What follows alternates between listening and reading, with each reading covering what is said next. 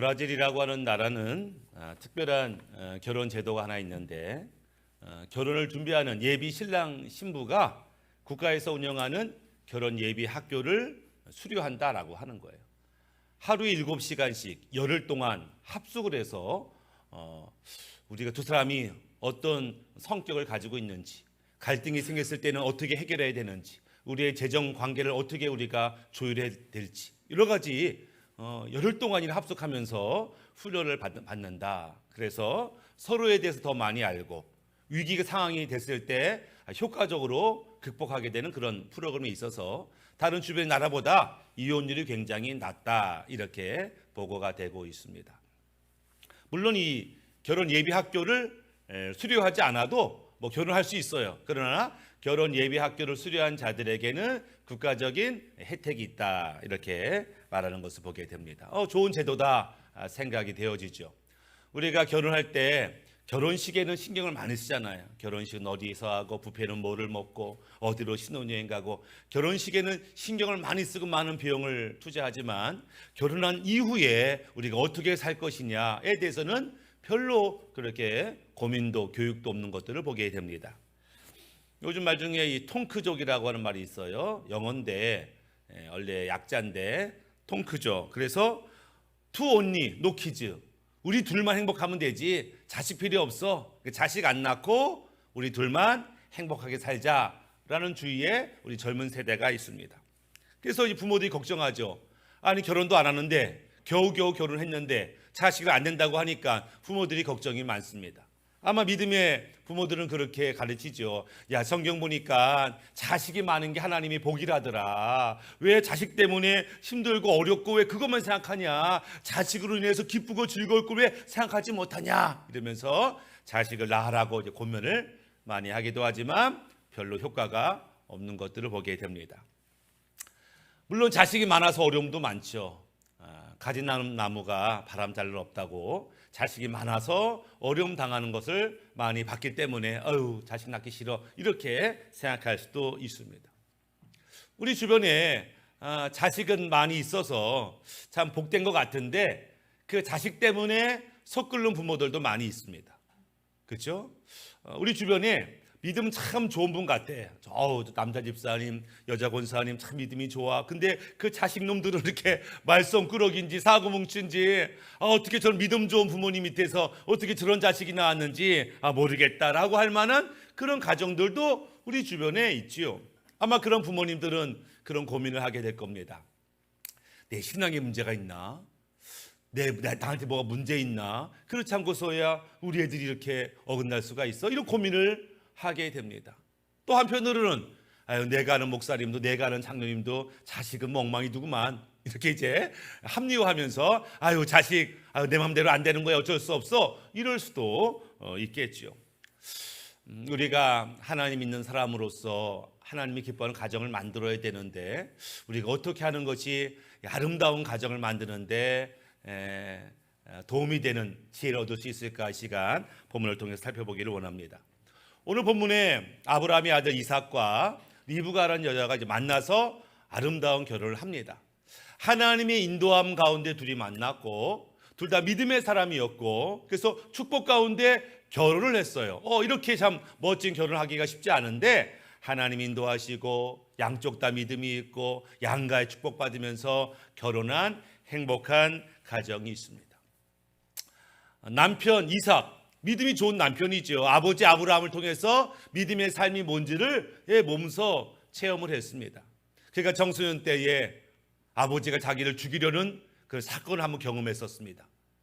그때 하나님의 뜻이라면, 아버지의 뜻이라면 나 죽을 수 있어, 이런 사람이었어요. 그러니까 아버지에 대한 신뢰, 하나님에 대한 신뢰가 있는 그런 이삭이었습니다. 오늘 본문을 보면은 63절에 이삭이 저물 때에 들에 나가 묵상하다가 눈을 들어보매 낙타들이 오는지라. 지금 이삭은 어머니를 일찍 여의었습니다. 그러니까 어머니가 없는 그 빈 자리, 그 외로운 자리를 이삭은 하나님과 묵상하며 교제하며 시간을 보냈어요. 그리고 이제 종이 자기 부인을 데리러 갔는데 정말 좋은 아내를 맞을 수 있도록 그는 하나님께 기도하며 묵상하는 시간을 가졌다. 그는 청년의 때 하나님과 깊은 묵상할 수 있는 믿음 좋은 청년이었다라고 하는 것이에요. 또 창세기 25장 21절에 이삭이 그의 아내가 임신하지 못함으로 그를 위하여 여호와께 간구하매 여호와께서 그의 간구를 들으셨으므로 그의 아내 리브가가 임신하였더니, 아내가 결혼했는데 임신을 못해요. 아기가 없어요. 아기가 없는 것 때문에 아내가 힘들어해요. 그래서 남편이 아내를 위하여 대신 하나님께 기도했고 기도 응답을 받았어. 문제 앞에서 기도하면서 문제를 해결할 수 있는 믿음의 남편이었습니다. 그러니까는 남편 이삭은 참 믿음이 좋은 남편이었어요. 아내 리브가 역시 굉장히 믿음 좋고 좋은 아내였습니다. 성경에 보니까 아내가 아직 결혼하기 전에 자기 마을에 낯선 사람이 왔는데 광야길을 지나오느라고 얼마나 힘이 들어 보이는지, 얼마나 탈진했는지 얼른 마실 물을 갖다 줬어요. 같이 끌고 낙타도 10마리나 됐는데 낙타도 힘들어 보여서 낙타에게까지 물을 공급할 만큼 이 리브가는 착하고 사려 깊은 여인이었어요. 그리고 그 사람이 사실은 아내를 구하러 여기까지 왔다는 것을 알고 결국 하나님의 인도하심, 내가 지금 이삭과 결혼한 것이 하나님의 뜻임을 그가 깨닫자마자 바로 먼 길을 마다하지 아니하고 따라가는 결단과 강단이 있는 그런 리브가였어요. 그러니까 믿음 좋은 남편, 믿음 좋은 아내가 만나서 아름다운 가정을 꾸렸다라고 하는 거예요. 근데 문제는 뭐예요? 믿음 좋은 남편, 믿음 좋은 아내인데 그렇게 아름답게 가정을 만들었는데 이 가정에도 문제가 발생하더라라고 하는 거예요. 야, 누가 봐도 복된 가정인데, 야, 저 가정에는 문제가 없을 거야. 저들의 자식들은 정말 만사형통하게 자랄 거야. 이럴 것 같은데 그들의 자녀에게도 문제가 발생하더라. 성경 보면은 위대한 이스라엘 왕 다윗이 있는데 다윗의 자식들이 그렇게 말썽을 피워요. 다윗의 자식들이 그렇게 못된 짓을 해요. 정말 저게 다윗이 아들들이 맞나라고 할 정도로 그 자식들은 못돼요. 위대한 선지자 엘리사, 그에게도 사무엘, 그에게도 자식들이 있었는데 아버지만 못해요. 백성들한테 손가락질 받아요. 왜 믿음이 좋은 다윗, 사무엘 같은 분에게도 왜 못된 자식들이 있을까? 그러니 우리 자식들이 속썩이는 거에 당연하지 이렇게 받아들일까? 그럴 수 없죠. 우리가 내 자식 내 마음대로 안 된다고 포기할 수 없고 어떻든지 하나님이 기뻐하는 우리가 가정을 만들어야 되겠다. 도대체 어떤 문제가 있고 어떻게 해결할 것인가 오늘 본문을 통해서 살펴보려고 합니다. 일반적으로 믿음이 좋은 부모의 약점이 있어요. 믿음이 좋으면은 만사형통 될 것 같은데 믿음이 좋은 분들의 약점이 뭐가 있냐면 자존감이 있는데 자존감이 높아도 너무 높아. 자존감은 좋은 겁니다. 자존감은 어떻게 좋아요? 나는 하나님의 백성이야. 나는 하늘에 속한 자야. 내가 기도하면 하나님 응답하셔. 난 하나님이 늘 도움 가운데 보호 가운데 있어. 이거 얼마나 좋은지 몰라요. 그래서 어떤 문제든지 하나님과 함께하며 해결할 수 있어. 믿음 좋죠. 좋은 자존감이죠. 근데 이 자존감이 너무 높아. 그럼 어떤 일이 벌어지는가? 고집이 세집니다. 내 믿음이 가장 좋다고 생각해요. 나만 맞다고 생각해요. 그래서 고집을 피웁니다. 내가 맞아. 내가 기도했어. 내가 알아. 이러면서 믿음 좋은 분들이 때때로 고집을 피우고 자기 생각만 옳다고 주장하는 경우가 있다. 그래서 자기와 생각이 다르면 믿음 없어. 저 사람은 별 볼 일 없어. 이렇게 함부로 판단하는 약점을 가지고 있더라. 자녀를 키우면서도 마찬가지예요. 야, 무조건 엄마 말 들어. 엄마가 다 기도하고 결정한 거야. 엄마 말 들으면 되게 잘 되는 거야. 너 네 생각대로 그렇게 마음대로 행동하고 말하고 그럼 너 저주받아. 이러면서 아이들을 자기 뜻대로 이끌려고 하죠. 어릴 때는 먹혀요. 근데 이 아이가 사춘기가 되면은 엄마랑 대화가 안 됩니다. 엄마가 대화가 안 되면 갈등이 생기고 오해가 생기고 문제가 생기는 것들을 보게 되죠. 이것이 믿음 좋다고 하는 부모님들의 약점이 되기도 합니다. 두 번째, 믿음 좋은 부모님들의 또 다른 약점이 뭐냐면 너무 바빠요. 너무 바빠. 불신자 가족은요, 일요일만 되면 우리 뭐 먹으러 갈까? 어디 여행 갈까? 어떤 때 가족들과 함께 시간 보내려고 하는데 믿음 좋은 이 부모님 어떻게 해요? 교회 가야지. 아침 일찍부터 교회 가야 되고 교회 봉사해야 되고 선교회 봉사해야 되고 마을 행사 참여해야 되고 할 게 많아. 그럼 어떻게 돼요? 자녀한테 너 엄마 아빠 바쁜 거 안 보여? 니 좀 이해해줘. 이렇게 말합니다. 사실 어린 나이 아이들이 이해를 받아야 되는데 오히려 부모가 아이들한테 이해를 구하고 있어요. 그러니까 아이가 돌봄을 받을 때에 돌봄 받지 못하니까 우리 엄마 아빠는 나보다 자기 일들이 더 중요해. 이렇게 이제 마음을 닫게 되더라라고 하는 것입니다. 뭐 기본적으로 한국 사람들 바빠요. 돈 버는데 직장 생활하는데 바쁘고 자기 개발 취미 생활하는데 바쁘고 그러니까 바쁘다 보니까 가정에 소홀하게 됩니다. 뭐 저도 우리들이 어릴 때 그런 경험 많이 하잖아요. 학교 갔다 오면 엄마 좋았어요, 할머니 좋았어요. 그럼 어유 내 새끼 고생했어, 씻고 밥 먹어라. 항상 집에는 누군가가 있었어요. 그래서 학교 갔다 오고 일 갔다 오면 누군가가 날 기다려서 환영해주고 위로해주고 격려해주는 그런 가족들이 있었습니다. 근데 핵가족이 되면서 또는 부모님 너무 바빠지게 되면서 일찍 학교를 끝나고 집에 와도 아무도 없어요. 그러니까 부모가 걱정이 되니까 야, 학교 끝나고 집에 오지 말고 태권도도 배우고 미술학원도 배우고 영어도 배우고 빙글빙글 돌아요. 그러면서 가정의 안정감을 우리 아이들이 배우지 못하고 있더라. 하나님은 이 땅에 교회를 세우셨습니다. 교회를 통해서 모든 죄인들을 구원하고 열방을 구원할 계획을 세웠어요. 그래서 우리가 교회를 사랑하고 교회에 충성하는 것은 하나님 뜻에 맞는 삶이에요. 근데 동시에 하나님이 이 땅에 가정도 만들었어요. 하나님이 이 땅에 세우신 두 개의 조직이 있는데 하나는 교회고 하나는 가정입니다. 즉 하나님이 세우신 이 가정에 충성하는 것은 교회에 충성한 것과 뒤지지가 않아요. 우리가 가정에 충성하고 남편과 아내에 충성하고 자녀에게 많은 시간을 할애하는 것이 게으른 게 아니에요. 잘못된 게 아니에요. 하나님이 기뻐한 일이라는 것들을 우리가 이해할 필요가 있습니다. 오늘 본문에 믿음 좋은 아빠 이삭, 엄마 리브가가 있는데 이들 가운데 약점이 존재합니다. 실수가 존재해요. 어떤 실수가 존재하냐면 먼저 아버지 이삭을 살펴보겠습니다. 아버지가 아내 몰래 둘째 몰래 첫째 아들 에서를 축복하기로 결심해요. 단순히 축복이 아니라 모든 영적인 축복, 재산의 축복을 첫째 아들한테 넘기려고 계획을 세웠어요. 사실 이제 에서와 야곱은 쌍둥이잖아요. 이 아이가 태어날 때 하나님으로부터 계시가 임했습니다. 어떤 계시가 임했냐면은 이 둘째가 더 크게 될 것이고 첫째는 둘째를 섬기게 될 것이고 내가 이 둘째를 통해서 하나님의 놀라운 계획들을 이루겠다라고 하는 계시를 받아요. 아빠, 엄마 이들은 이 야곱이 하나님한테 특별한 사명이 있고 특별한 일을 감당할 것을 알아요. 그래서 이 영적인 축복을 어떤 면에서는 야곱에게 주어야 되든가 아니면 양쪽 다 줘야 되는데 이 아버지 이삭의 마음은 첫째 아들에게 있었습니다. 아이 그래도 장남이잖아. 아마 그런 마음이 있었겠죠. 그래서 아내는 이 둘째를 특별하게 생각했어요. 하나님이 이 야곱을 통해서 행하실 일이 있다고 믿었으니까. 그런데 이 아버지는 이 에서를 특별히 축복하기 원했던 거예요. 그러니까 아내한테 비밀로 했어요. 둘째한테 비밀로 했어요. 그러니까 첫째 아들한테만 몰래 야 내가 너한테 특별한 행동을 할 거야. 너 준비해라. 이렇게 말하는 것을 보게 됩니다. 아버지가 어머니와 대화하지 못하고 몰래 어떤 일을 추진하다 보니까 결과적으로는 문제가 발생해요. 결과적으로는 이 자식들이 원수가 됩니다. 결과적으로 형이 동생을 죽이려고 해요. 결과적으로 동생 무서워서 삼촌 도망갑니다. 결과적으로는 엄마가 죽을 때까지 야곱이 돌아오지 못하는 그런 결과를 맞이하게 됐다. 왜 그랬을까? 아버지 이삭의 조급함이 있었어요.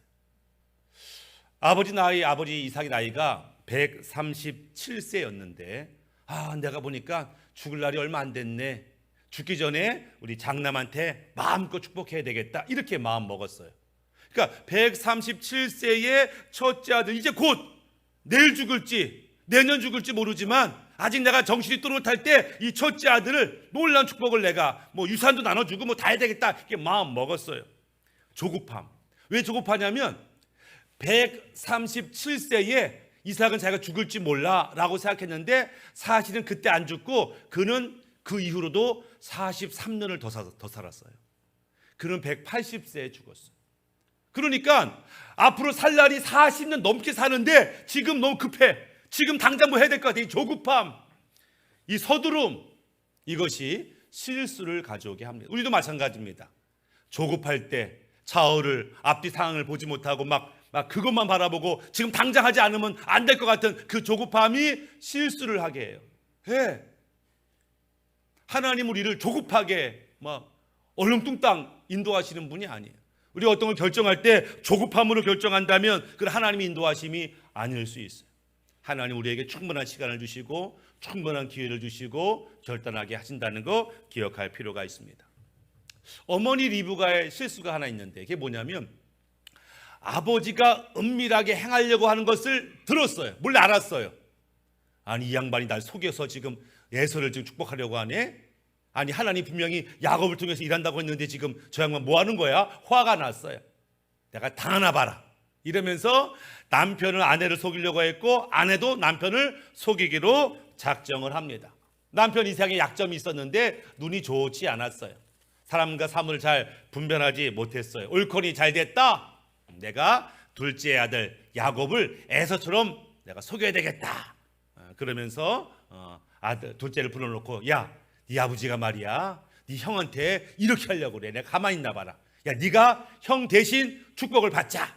그러면서 남편이 좋아하는 별미를 준비하고 털이 없는 둘째한테 염소 털로 털을 만들어주고 막 둘째가 불안해합니다. 걱정하지 말어. 혹시라도 들키면 엄마가 책임질게. 넌 아무 상관없어. 이러면서 막 뭐랄까 남편을 속이는데 주도적으로 역할을 감당합니다. 아마 정말 아내 뜻대로 남편을 속였어요. 네가 에서가 맞구나 이러면서 축복을 합니다. 언뜻 봤을 때는 성공한 것 같아요. 근데 이 일로 말미암아 엄마 리브가는 그 이후로 죽을 때까지 야곱을 보지 못하게 됩니다. 리브가가 하나님 믿는다고 했지만 이 어려운 상황 속에서 온전히 하나님께 맡기지 못했어요. 비록 상황이 이렇게 흘러갈지라도 아니 하나님께서 말씀하신 대로 이룰 거야. 하나님 이 문제를 주 앞에 내려놓습니다. 주님께서 해결해 주옵소서. 하나님께 맡겼다면 역전의 하나님께서 얼마든지 상황을 바꿀 수 있을 텐데 자기 계획, 자기 꾀를 가지고 문제를 바꾸려다 보니까 어려움을 당하는 것들을 보게 됩니다. 믿음 좋은 이삭과 리브가 그러나 실수가 많은 삶, 깨어진 가정을 보면서 몇 가지 교훈을 얻습니다. 첫 번째는 뭐냐면 부모는 자식을 편애해서는 안 된다라고 하는 거예요. 창세기 25장 28절에 이삭은 에서의 사냥한 고기를 좋아하므로 그를 사랑하고 리브가는 야곱을 사랑하였더라. 아버지는 첫째를 좋아했어요. 남자답고 활기차고 멋있고. 근데 둘째는 다정하고 속 깊고 그런 야곱을 좋아했어요. 아마 뭐 이삭이 처음부터 에서만 좋아한 건 아니겠죠. 가만히 보니까 너는 왜 맨날 부엌에서 엄마랑 노냐? 남자가 그러면 안 되지? 아마 몇 번 화를 냈는데 아유 넌 안 되겠다. 아마 그렇게 제쳐놨는지 모르겠습니다. 우리는 우리의 자녀의 성향을 이해해야 되죠. 근데 이 성향은 하나님이 주신 거예요. 이 성향은 그렇게 쉽게 바뀌는 게 아닙니다. 아니면 죽을 때까지 못 바꿀 수 있어요. 우리는 하나님이 우리 자녀에게 준 성향을 이해할 필요가 있습니다. 왜냐하면 그 성향, 그 성격은요 그의 은사와 사명과 관련이 되어 있기 때문에 그래요. 우리 아들에게 우리 딸에게 이런 성격이 있네, 이런 성향이 있네. 그것은 이후로 하나님이 그에게 맡길 사역과 사명과 깊은 관계가 있기 때문에 우리 아들 우리 딸은 어떤 사역과 사명을 감당할 수 있을까를 고민해 볼 필요가 있다라고 하는 것입니다. 창세기 25장 27절에 그 아이들이 장성함에 에서는 익숙한 사냥꾼이었으므로 들 사람이 되고 야곱은 조용한 사람이었으므로 장막에 거주하니. 요즘 젊은 사람들이 만나면 물어보는 게 있어요. 서로 야, 너 MBTI 뭐냐? 이렇게 물어봐요. ENFJ 그렇구나. 야, 딱 그것만 얘기하면은 너는 어떤 애구나. ENFP 너는 어떤 애구나를 금방 캐치합니다. 그래서 그 16가지 성격 중에 하나를 딱 말하면 얘는 조용히 얘기하는 걸 좋아하고 얘는 꼼꼼한 걸 좋아하고 시간 지키는 걸 좋아하고 딱 한 번에 알아. 그러면 얘한테는 내가 어떻게 관계를 맺으면 좋겠다 이해할 수 있어요. 제가 한번 생각해 봤습니다. 이 야곱과 에서는 어떤 MBTI를 가졌을까? 제가 한번 조사해 봤더니 야곱의 MBTI는 INFJ 같아요. INFJ. 그는 I야, 내성적인, 조용한, 그러나 아주 끈기 있고 계획적인, 아주 영영하고 통찰력이 있는, 목표를 세우면 반드시 이루는 그런 INFJ의 성격 같아요. 근데 에서의 성격을 보니까 그건 E형이죠. E형. 그러니까 외향적이고 활달합니다. 그래서 ESTJ 같아. 그는 외향적이고 쾌활하고 현재에 집중하고 있고 옳고 그름이 중요한 게 아니라 즉흥적, 감정적이고 목표를 이루면 체계적으로 그 목표를 이루려고 하는 아마 ESTJ가 그의 성격이 아닐까 생각을 해봅니다. 우리 자녀들은 각각의 성격이 있어요. 이미 말했던 것처럼 이 성격은 그의 사명과 관련이 있습니다. 이 성격은 앞으로 그가 인생을 어떻게 개척할지와 관련이 되어 있다. 그렇기 때문에 우리 자녀의 성격을 바꾸려고 하기보다는 그 성격에 맞는 일과 사역과 사명을 찾아주는 게 부모의 역할인 것을 보게 됩니다. 또 기억할 것은 자녀의 문제는 부모가 함께 풀어야 되는 거예요. 혼자 푸는 게 아니고 함께 풀어야 됩니다. 아내와 남편이 서로 뜻이 마른다고 각자 자기 방식대로 이 문제를 푸는 게 아니라 한마음 한뜻이 되어야 돼요. 하나가 되면 가장 좋지만 혹시 하나가 안 돼도 적어도 자녀가 보기에는 하나처럼 보여야 됩니다. 그래야 자녀가 헷갈리지 않아요. 갈등하지 아니고 혼란스럽지 않아요. 우리 그런 경우 있잖아요. 그 학원 되게 좋대. 비싸긴 해도 그 학원 다니면 아이가 성적이 오른데, 이럴 때 만약에 엄마는 그 학원 어떻게든지 보내고 싶어요. 근데 아빠는 아니 우리 형편이 어떻게 그걸 보내. 너무 비싸지. 안 된다 된다 막 싸울 때가 있잖아요. 또는 어떤 좋은 물건, 비싼 물건이 있어요. 남들 친구들 다 있는데 얘는 없어. 그럼 엄마가 얘만 없대잖아. 사줘야 되겠다. 아니 왜 그 비싼 걸 애한테 사줘. 막 싸울 때가 있죠. 어떤 때는 이제 혼날 때 아빠가 막 혼내면은 혼내는 아빠한테 뭐라는 엄마가 있어요. 왜 애한테 그래? 애가 뭘 잘못했다고. 오히려 아빠가 애를 혼내는데 엄마는 아빠한테 화를 내. 이렇게 이제 부부가 서로 맞지 아니하면 아이들은 혼란스럽습니다. 그럼 누구를 따르냐면은 자기한테 이익이 되는 그 부모를 좋아해요. 엄마가 내 편이네. 아빠가 내 편이네. 그래서 한쪽을 더 좋아하게 됩니다. 한쪽은 싫어하게 되죠.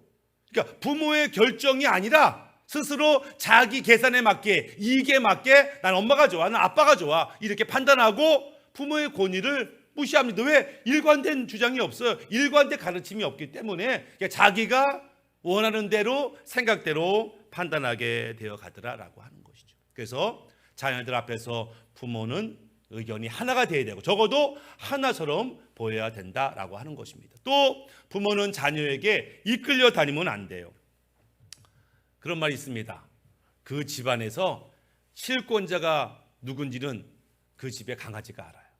강아지가 압니다. 우리 집안의 실권자가 누군지 알아 해서 이 엄마가 실권자거나 그럼 엄마한테는 꼬리를 흔들고 막 하다가 아빠 들어오면 으르렁거립니다.